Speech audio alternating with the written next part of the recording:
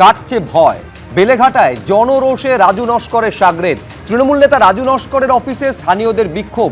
একের পর এক বেআইনি নির্মাণে বুলডোজার চলেছে রাজু নস্করের। এমনকি এই অভিযোগও সামনে এসছে যে 25 থেকে 30 লক্ষ টাকা নিয়েও তাদের ফ্ল্যাটের দেওয়া হয়নি, সেই ফ্ল্যাটের কোনো রেজিস্ট্রেশন নেই, সেই ফ্ল্যাটের কোনো মিউটেশন নেই। আর তারপর সঙ্গত কারণে কিভাবে জনরোষ আছড়ে পড়লো এই রাজু নস্করের সাগরেদের ওপর, তার ঘনিষ্ঠর ওপর, ছবিটা একবার দেখুন।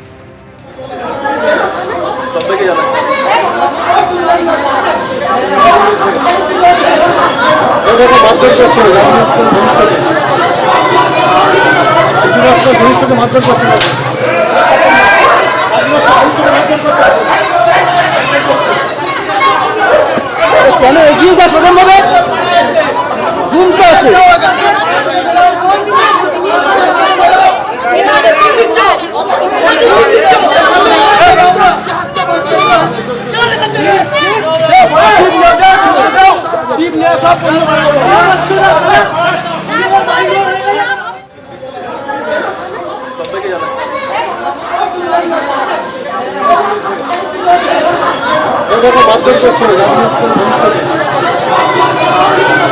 মারধর করছিল, মারধর করছিল।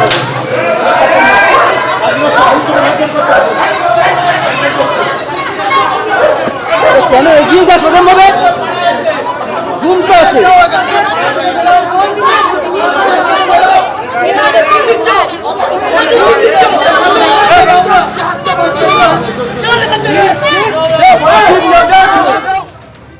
প্রত্যেকের জমি, আমার জমি কেড়ে নিয়েছে। আমার কিচেন গুলো 150 আমার 5.5 ছাগড়া জমি কেড়ে নিয়েছে 6 লাখ টাকা দিয়ে। রাজু নস্কর, আমরা বলেছি দেবো না, আমাদের দোতলা বাড়ি করা ছিল, আমাদের জমি দেবে বলে রীতিমতো ঠেট করছে এবং কারেন্ট কেটে দিয়েছে। পুলিশে কোথায় যাবো? ওই তো পুলিশ। হ্যাঁ, অভিযোগ করেছিল, আমাকে মারধর করেছিল, 100 জন ছেলে নিয়েছে। ফলে বুঝতে পারছেন এই রাজু নস্কর মানে কত মানুষকে, কার্যত শুধু বেলেঘাটার কথা যদি বলেন, কত মানুষকে পথে বসিয়ে দিয়ে গেল।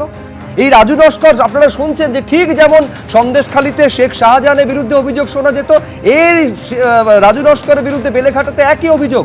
স্থানীয়রা বলছেন এই বেলেঘাটার ত্রাস রাজু নস্কর বলে বেড়াতো আমিই পুলিশ, আমিই কোর্ট। এরা সমাজের বিষদাঁত, এদের গোড়াতেই উপড়ে ফেলা প্রয়োজন ছিল। তা না করে প্রতীকদা আরো ভালো বলতে পারবেন যে এই রাজু নস্কর এবং রাজু নস্করদের কি কারণে সযত্নে লালন পালন করা হয়েছে, কোন রাজনৈতিক স্বার্থে, যে কারণে আজকে জনরোষের মুখে পড়তে হচ্ছে তার সাগরেদদের। দেখুন, আপনাদের মনে আছে, দর্শকদেরও মনে আছে যে কসবা ল কলেজের ঘটনায় দেওয়ালে লেখা থাকতো যে Manojit is in our heart, এটা লেখা থাকতো। এই রাজু নস্করের জন্মদিন এখানে পালন হয় বেলেঘাটার পুরো রাস্তাটা জুড়ে আলোকিত হয়ে। দাদার জন্মদিন, প্রত্যেক পাড়ার মোড়ে মোড়ে কেক কাটা হয়, আর যাদের মারা হচ্ছে তারা হচ্ছে গিয়ে এই কেক কাটে।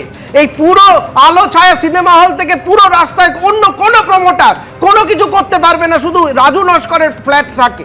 এই রাজু নস্করের ফ্ল্যাট যারা যারা নিয়েছে আজকে প্রত্যেকে তারা প্রতারিত হয়েছে, চিটিং হয়েছে তাদের সাথে, এবং তার সঙ্গে প্রত্যেকে কাগজ দিয়েছে, কিন্তু যারা জমি দিয়েছে সেই জমির মালিকদের 4 তলা দেবে বলে তাদেরকে ইল্লিগাল ভাবে ব্যাংকের থেকে, কেএমসি থেকে, নেক্সাসে তারা হচ্ছে গিয়ে এই প্ল্যান স্যাংশন করেছে, এক্সিস্টিং প্ল্যানে G+3, আর তারপরে প্রপোজড 4th ফ্লোর করে পরে একটা আলাদা কাগজ দিয়ে দিয়েছে যেটা জাল কাগজ।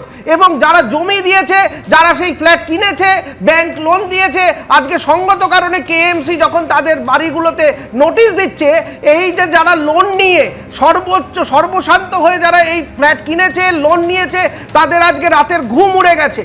এবিপি আনন্দ, এগিয়ে থাকে, এগিয়ে রাখে।